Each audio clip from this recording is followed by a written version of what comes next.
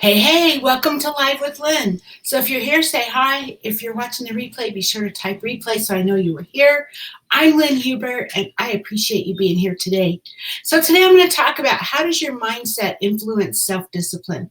So we've talked a lot about mindset and the difference between a fixed mindset and a growth mindset. We know that our mindset pretty much affects everything in our lives, everything. And it's what allows us to grow. But did you also know that your mindset also influences our ability to develop our self-discipline? Let's talk about the difference first between a fixed and a growth mindset. So people with a fixed mindset, they believe that their characteristics, their traits, their skill sets are permanent and therefore can't be changed. When they achieve success, they believe it came from a natural talent and they feel attached to or even proud of the fact of their current level of brilliance or skill or brain power rather than seeking to improve through hard work and focus. They just feel like, okay, I got it. This is what I was born with, right? So people with growth mindsets, on the other hand, though, they assume that talent, skill, and intelligence are changeable and that they can grow with practice, learning, hard work, that you have that ability. They recognize that wherever they stand, there's always room for improvement. So these people with the growth mindset, they view success as attainable regardless of the starting point because no goal is too big. And this is huge. This is what we want out of our lives, right? That knowledge that we can accomplish anything if we're willing to do what it takes or if we're willing to work hard enough, and no goal is too big. So a fixed mindset is the enemy of self-discipline. So if you really think about it, it's easy to see how a fixed mindset can be an enemy of self-discipline, right? So let's say, for example, that you want to lose weight. So maybe you compare yourself to a friend who's very slim or physically fit. And what if you hear this friend say such things as, I've always been small. I have a fast metabolism, and no matter what I do, I just can't seem to gain weight. We've all seen these people, right? We've been around them. We've seen them, and it's not even weight. It's all different things, different areas of life. But we're talking about weight now. So this person seems to eat and drink whatever they want. They never exercise, as far as you know, and they look fantastic. While you, on the other hand, you can't seem to lose weight no matter what. You conclude that, well, I just have a slow metabolism, I guess. I accept the fact that I'm probably not meant to be any smaller, and then believe that it's outside our power to make the change that we want. The truth is, your fixed beliefs are holding you back from losing weight you want to lose. Nothing more. It's just those beliefs, that fixed mindset. So your fixed mindset steals your power. It puts distance between you and the big idea that although it may take a little bit more effort than you wanted, or than what you're accustomed to, you can change, right? So it's all about perspective. More often than not, people who've achieved those results that we only dream of, they generally put in so much more work and effort behind the scenes than what we can see on the outside. They just don't talk about it. So think about the overnight celebrity. We've all seen or heard people that are seemingly come out of nowhere and boom, instant stardom, right? Well, bam, never heard of them. And then suddenly you see them everywhere and they make it look so easy. But then you look into their past and you find that they've been working extremely hard for years and finally had a big break. And now they're reaping the benefits of the seeds that they sown years ago.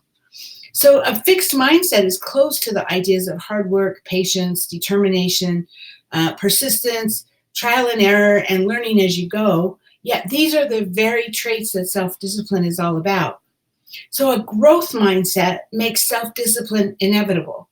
So just as a fixed mindset can be the enemy of self-discipline, a growth mindset supercharges self-discipline and positions it as the top tool in your goal-setting toolbox.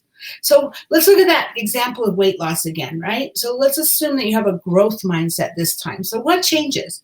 Well, first, you acknowledge that maybe you have struggled with your weight in the past, but you decide that has no bearing on your future. You know you can change it. right? And if you do think you have a slow metabolism, maybe you are looking at these other people and they're like, I can eat anything I want. And you're thinking, something's wrong with my metabolism. So rather than just assume that it's preventing you from losing weight and there's nothing you can do about it, a person with a growth mindset would go to the doctor, have some tests run, see if there really is a problem with your metabolism, and then get recommendations for what you can do about it. And then you educate yourself on healthy, sustainable weight loss methods, taking your lifestyle, your preferences, and your limitations into consideration. And you understand that the process may take some time and it won't always be fun, but you know why you want to lose weight. And you know, well, all the reasons, why you want to lose weight, and you commit to the goal, and you believe that with time, focus, and determination, you can make it happen. So can you see the difference there? A person with a growth mindset knows that they can overcome whatever it is. A person with a fixed mindset is like, well, I have slow metabolism. I guess there's nothing I can do about it. I'm just destined to be fat. Which one would you rather have, right? Which mindset do you think you'd rather have? So when it comes to mindset, though, we're all different. It's actually common, and it's actually very likely that you have a fixed mindset in some areas and a growth mindset in others.